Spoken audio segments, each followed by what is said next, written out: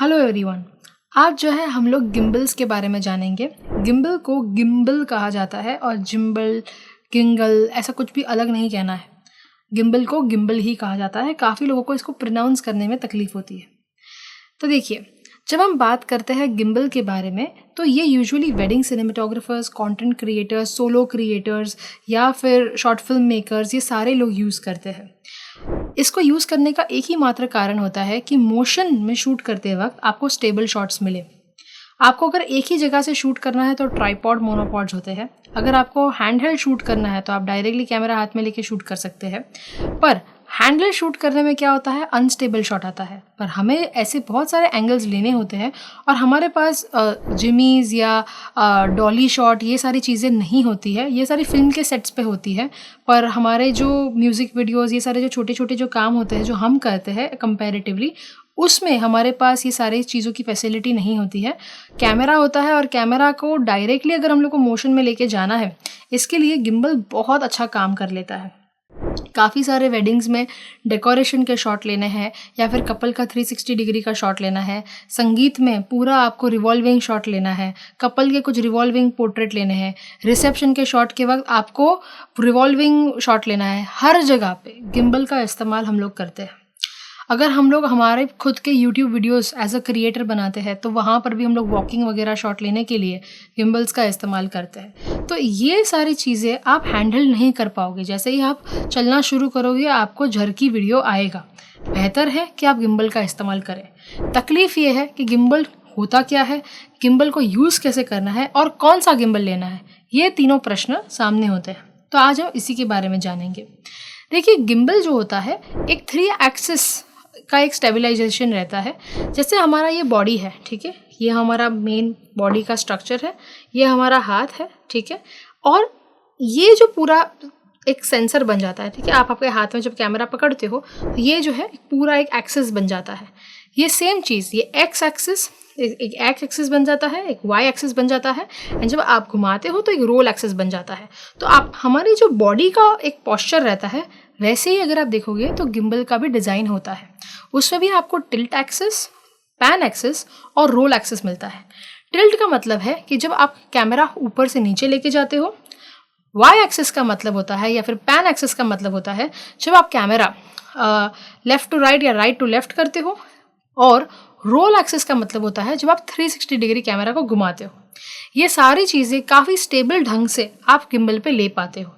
And gimbal के अंदर एक ऐसी मोटर दी गई रहती है जिससे ये सारे जो भी आपके हैंड मूवमेंट्स के वाइब्रेशन होते हैं, जैसे आपका खुद का हैंड का मूवमेंट का वाइब्रेशन हो रहा है या कैमरा का वाइब्रेशन हो रहा है या जो भी है, ये सारी चीज़ें का जो वाइब्रेशन है वो उसको निकाल देता है और हमेशा कैमरा को स्टेबल ही रखता है।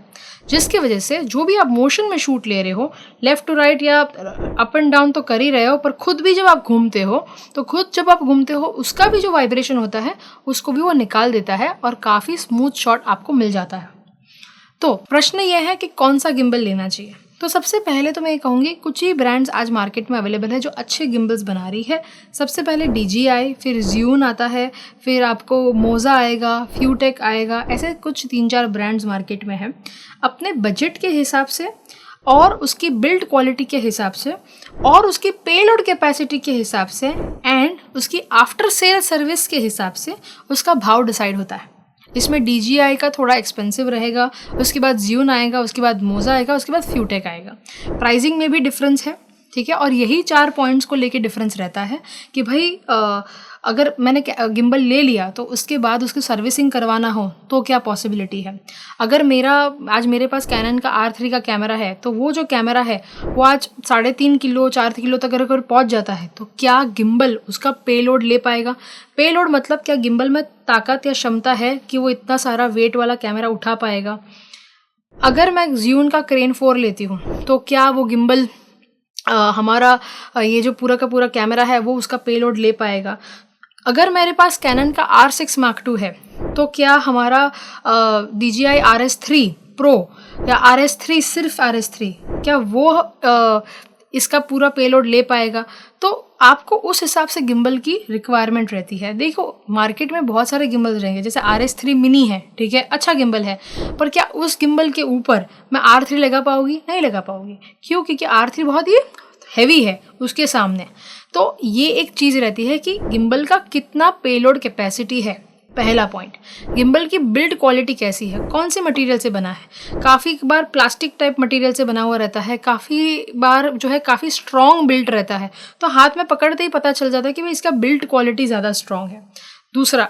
तीसरा होता है कि अगर मैंने गिम्बल ख़रीदा, उसका आफ्टर सेल सर्विस हमें मिलेगा कि नहीं, अगर बिगड़ गया कुछ तो कहाँ से मिलेगा, कहाँ से हमको जो इसकी सर्विसिंग मिलेगी, कितने टाइम में सर्विस होके वापस गिम्बल आ जाएगा।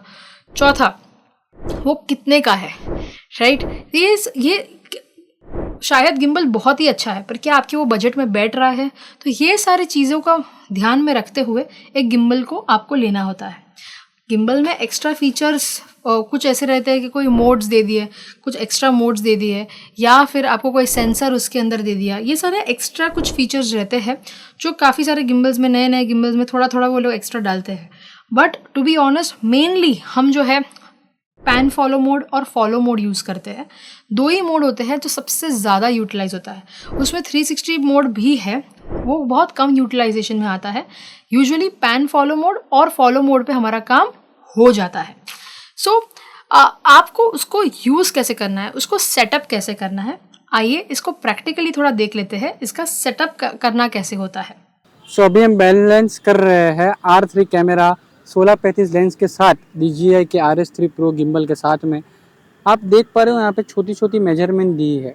हम क्या कर रहे हैं, गिम्बल की मेनली हमने वीडियो में जैसे देखा कि 3 मोटर्स होती है। हम 1 बाय 1 सारी मोटर्स को पहले बैलेंस कर लेंगे कि हमको स्मूथ शॉट मिले वो हिसाब से। और मेक श्योर कीजिएगा कि आप कैमरा में बैटरी डाल दे, कार्ड डाल दे, लेंस कैप निकाल ले, वो सारी छोटी छोटी चीज़ें भी बैलेंसिंग में मायने रखती है। तो हमारी ये वाली मोटर हमने बैलेंस कर ली। अभी हम ये साइड की जो हमारी मोटर है ये वाली, उसको बैलेंस करेंगे। देखो कभी भी आप गिम्बल परचेज़ करो तो गिम्बल की आप वेबसाइट पे चेक कर लीजिए कि आपका कैमरा का वेट क्या है, उसका पेलोड कैपेसिटी कितना है। तो ये जो मैं RS3 Pro इसके लिए यूज़ कर रहा हूँ, क्योंकि आप देख पा रहे हो मेरा RS3 कैमरा थोड़ा हैवी है, उसका स्क्वायर शेप का बॉडी है। तो उसके लिए जो दूसरे सारे गिम्बल आते हैं जिसमें अपने mirrorless R8, R6 Mark II, R10 mode कैमरे जिस पे लगते हैं, उसमें इसको लगाना थोड़ा मुश्किल हो जाता है। इसके लिए मैं RS3 Pro यूज़ कर रहा हूँ। बाकी आप DJI का RS3 मिनी, DJI RS3, वो सारे गिम्बल, जून के भी काफ़ी गिम्बल अच्छे हैं, मोज़ा है, फ्यूटेक है, बहुत सारे अच्छी अच्छी कंपनी के गिम्बल है। पर यही है कि आपको गिम्बल का पेलोड कैपेसिटी क्या है और उस पर आप कौन सा लेंस, आपका कौन सा बॉडी लगा सकते हो, वो सारी चीज़ को आपको चेक करना है। साथ साथ गिम्बल का बैटरी लाइफ कितना है, वो सारी चीज़ें आपको देख के उसको परचेज़ करना है। तो देखिए ये हमारा गिम्बल हमने बैलेंस कर लिया है। और दूसरी एक बात, मैं ग्राउंड पे फ्लैट सरफेस पे क्यों बैलेंस कर रहा था, हमेशा एक ध्यान में आप रखिए, गिम्बल को हमेशा फ्लैट सरफेस पे, ग्राउंड पे, टेबल पे, हमेशा फ्लैट सरफेस पे बैलेंस कीजिए। तो आपको स्टेबल हमको उसका शॉट लेना है। उसके लिए आप ऐसी ज़मीन रहेगी या टेबल बराबर नहीं रहेगा तो आपको बैलेंस करने में दिक्कत आएगी। तो हमेशा फ्लैट सरफेस पे बैलेंस कीजिए। अभी आपने इसका सेटअप देखा, अभी आप ये समझिए कि इसके अंदर X axis, Y axis and roll axis है। तो ये जो तीनों एक्सिस है, वो तीनों एक्सिस के वहाँ पे एक मोटर दी गई होती है, BLDC मोटर कहते हैं इसे। ये जो मोटर है, ये मोटर की जो वाइब्रेशन होती है, जो भी जर्कीनेस या जो भी वाइब्रेशन होती है, वो सारी वाइब्रेशंस वो कैरी करती है। और आपके IMU वहाँ पे करके एक सेंसर होता है, ठीक है, एक सेंसर जहाँ पे आपकी गायरोस्कोपिक एक सेंसर रहेगा, मैग्नीट्यूड सेंसर रहेगा और एक्सेलरेटर सेंसर रहेगा।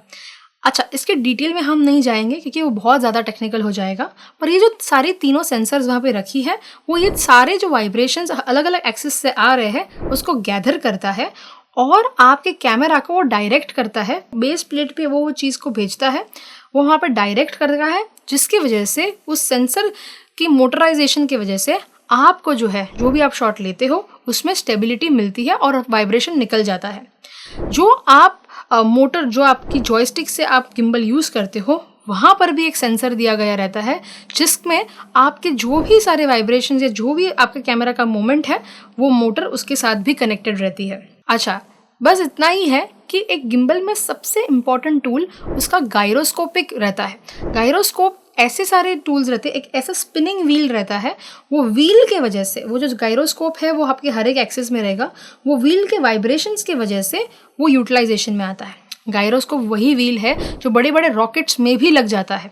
सो इसकी बहुत टेक्निकल डिटेल्स में तो हम नहीं जाएंगे, पर आपके जान में पता होना चाहिए कि ऐसी सारी चीज़ें भी होती है एक गिम्बल के अंदर। और आप देखोगे कि यूजुअली वो जो मोटर होती है वही गर्म भी हो जाती है। ज़्यादा जब आप हीट में काम करते हो या फिर आप बहुत ज़्यादा गिम्बल यूज़ करते हो तो गायरोस्कोपिक मोटर ही सबसे ज़्यादा हीट होती है, तो आप एक्सिस के ऊपर आप जब टच करोगे एकदम ही ज़्यादा गर्म हो जाता है।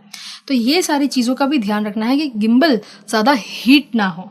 क्या आपका गिम्बल हीट हो रहा है या नहीं हो रहा है, उसका भी कंपनी को पूछना पड़ता है कि ये हीट कितने टाइम में होगा, इसका भी आपको ध्यान रखना है। तो देखिए, ऑफकोर्स हीट की वजह से, गर्मी की वजह से भी आपका गिम्बल गर्म होता है। और दूसरा कारण होता है जहाँ पे आपने गिम्बल को सही से बैलेंस ही नहीं किया है। जब आप गिम्बल को अनबैलेंस शूट करना शुरू कर देते हो, इसकी वजह से भी आपकी जो मोटर होती है उस पर मार पड़ता है और वो गर्म हो जाता है।